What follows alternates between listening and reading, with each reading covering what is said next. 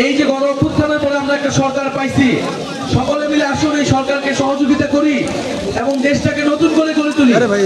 কিন্তু আমাদের সেই আহ্বানে সবাই সাড়া দেয় নাই। কেউ কেউ শুধু ক্ষমতা চাইছে, শুধু দ্রুত নির্বাচন চাইছে, সংস্কার তাদের কাছে আর গুরুত্বপূর্ণ মনে হয় নাই। কিন্তু আমরা বলছি সংস্কার লাগবে, আওয়ামী লীগের বিচার লাগবে এবং একটা নতুন সংবিধান লাগবে। সংস্কার, বিচার, নতুন সংবিধানের মাধ্যমে আমরা দেশটাকে পুনর্গঠন করব। দেশের অর্থনীতি, দেশের সংস্কৃতি সবকিছুকে আমরা নতুন করে নিয়ে যাব। ফলে আমরা তার জন্য এখন লড়াই করতেছি। জুলাই গণঅভ্যুত্থানে হয়তো আমাদের সাথে অনেক দলমত ছিল, কিন্তু দেশের সংস্কারের পক্ষে আজকে যদি কেউ না থাকে, আমরা যে তরুণরা রাজপথে নেমেছিলাম, আমাদের আহ্বানে যারা আপনারা নেমেছিলেন, আমাদের আহ্বানে যারা এসে শহীদ হয়েছিলেন, তাদের প্রতি আমাদের দায়বদ্ধতা আছে।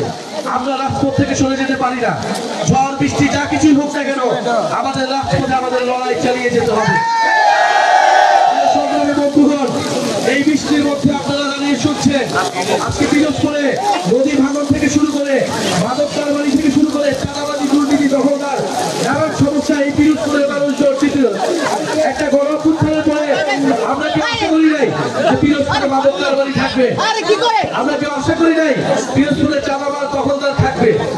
আমাদের ক্ষুদ্র বাজারি ব্যবসায়ীরা এই চাঁদাবাজদের অত্যাচারে তারা ব্যবসা করতে পারতেছে না ঠিক মতো। আপনারা ঢাকায় বিভৎস সব ঘটনা দেখেছেন, কিভাবে পাথর মেরে আমাদের এক ব্যবসায়ীকে দখলদারিত্বের অর্থকন্দলের কারণে মেরে ফেলা হয়েছে। প্রিয় বন্ধুগণ, আমরা এসেছি আপনাদের কাছে সেই নতুন দেশ গড়ার আহ্বান দিয়ে, সেই শহীদের রক্তের মূল্য শোধ করার আহ্বান দিয়ে, জুলাই ঘোষণাপত্র এবং জুলাই সনদ বাস্তবায়নের দাবি দিয়ে ইনশাআল্লাহ আমরা প্রত্যেকটা জেলায় যাব।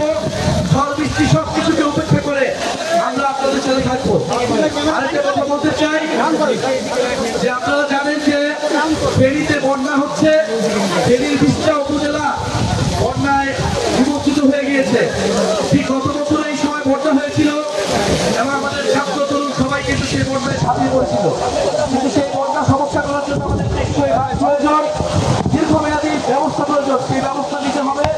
ফেনী জেলা যারা এনসিপি নেতাকর্মীরা কার্যক্রমে সহায়তা করছে তাদেরকে ধন্যবাদ জানাচ্ছি।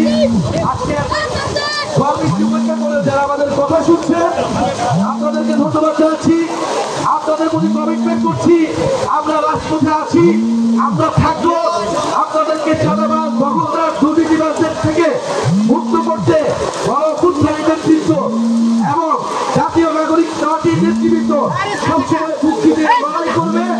আপনারা গণঅভ্যুত্থানের মধ্যে বাংলাদেশকে নিতে চাই এবং যারা পিরোজপুরে আছেন, হিন্দু, মুসলমান, বৌদ্ধ, খ্রিস্টান সকল ধর্মের মানুষের প্রতি আমাদের আহ্বান, সব ধর্মমত নির্বিশেষে বাংলাদেশকে আমরা একটা ইনসাফের রাষ্ট্র, দায়িত্বদের রাষ্ট্র হিসেবে প্রতিষ্ঠিত করতে চাই, যেখানে কোনো বৈষম্য থাকবে না, দুর্নীতি থাকবে না।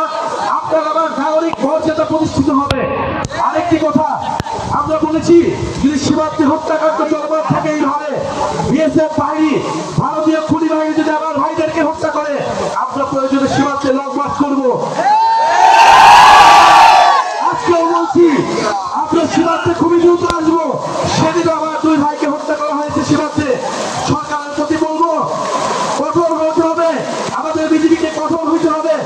সীমান্তে জনগণ প্রস্তুত আছে, যদি আমার